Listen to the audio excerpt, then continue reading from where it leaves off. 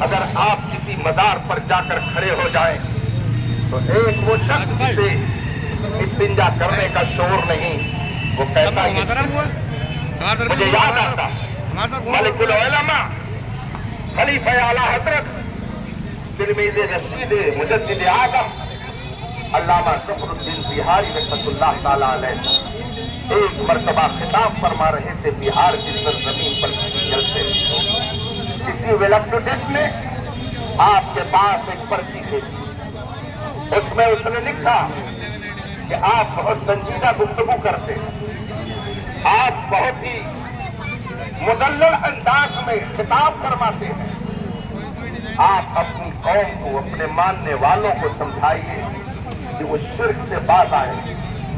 آپ جس پروگرام میں آئے ہوئے ہیں یہاں مزار پر بہت ساری چادریں چڑھائی گئی ہیں، اس شرک سے آپ ان کو روکیے، ان کو پیغام دیجیے کہ یہ شرک۔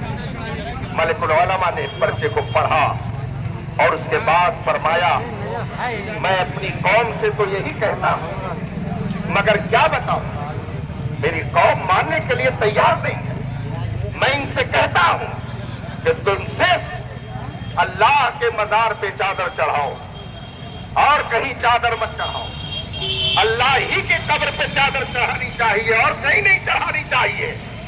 مگر یہ سنی اتنا ضدی ہے کہ یہ میری بات مانتا ہی نہیں۔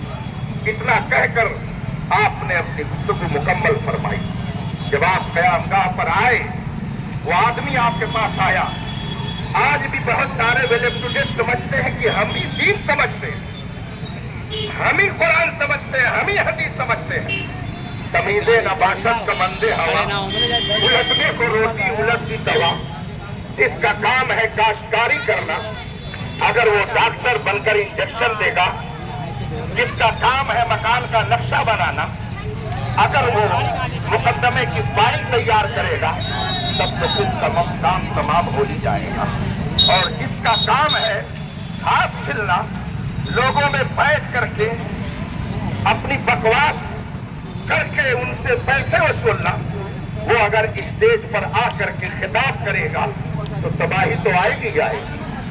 مفتی شہزاد صاحب کو تو رونا پڑے گا ہی اور ان کو حضور قائد ملت کا پیغام سنانا ہی پڑے گا کہ جاہل خطیبوں سے اپنے آپ کو بچائیے، سنجیدہ گفتگو کرنے والوں کو بلائیے، انہیں پیغام سنانا ہی پڑے گا۔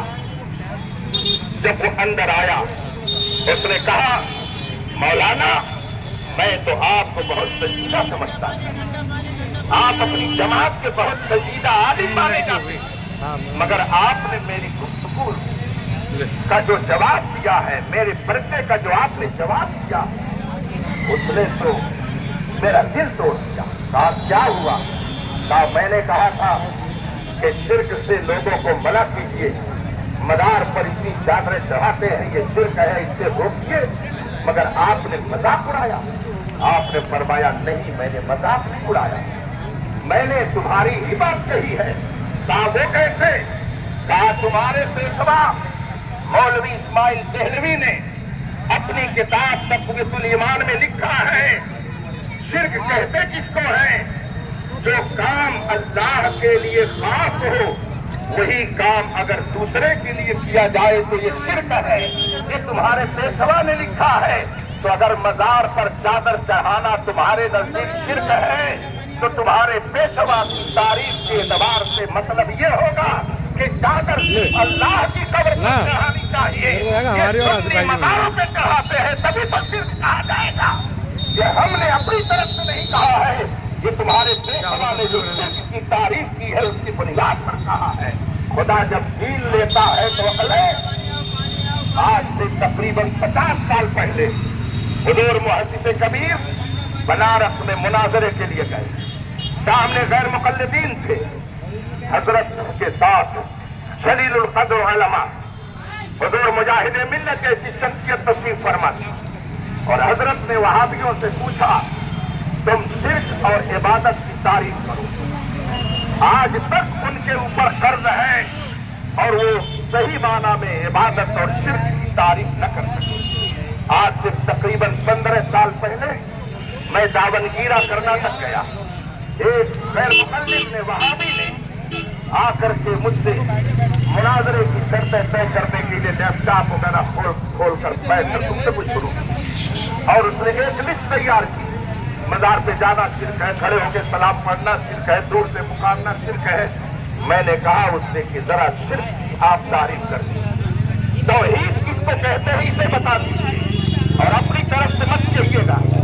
آپ چونکہ اپنے آپ کو غیر مقلد کہلاتے ہیں, آپ کسی کی بات نہیں مانتے ہیں. شرک کی وہ تعریف کیجیے گا جو قرآن میں ہے, توحید کی وہ تعریف کیجیے گا جو قرآن و حدیث میں ہے.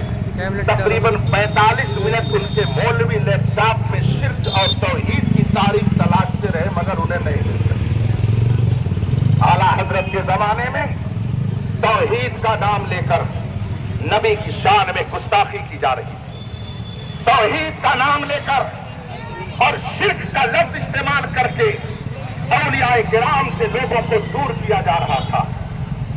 امام احمد رضا فاضل بریلوی رضی اللہ تعالیٰ عنہ نے حالات کا جائزہ لیا, فتنوں کا تجزیہ کیا کہ کون کون سے فتنے اس وقت ہمارے درمیان ہیں.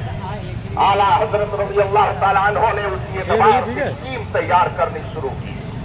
اور آپ نظر اٹھا کر کے دیکھیے, میں بہت مرتبہ یہ بات متعدد بار کہہ چکا ہوں کہ آج جتنے علماء بیٹھے ہیں ان سارے علماء کے علم کو ترازو کے ایک پلے پر رکھا جائے اور اعلیٰ حضرت کے ایک شاگرد کے علم کو ایک پلے پر رکھا جائے تو امام احمد رضا کے اس شاگرد کے علم کا پلہ آج کے تمام علماء کے علم کے پلے پر آئے گا.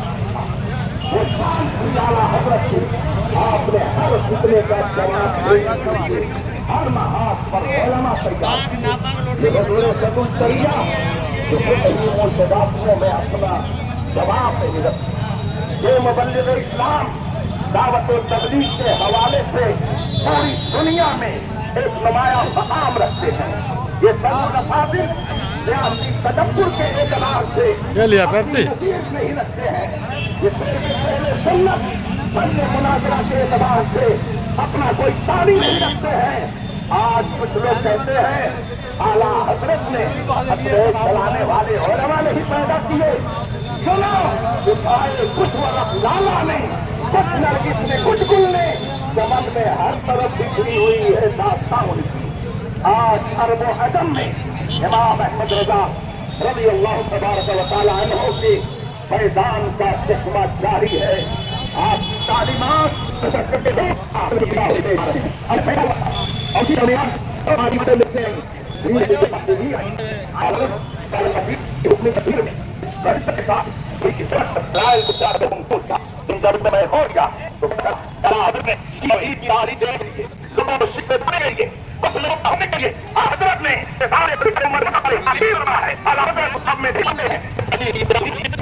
یہ اور جو آپ کو تصویر کشی سے روک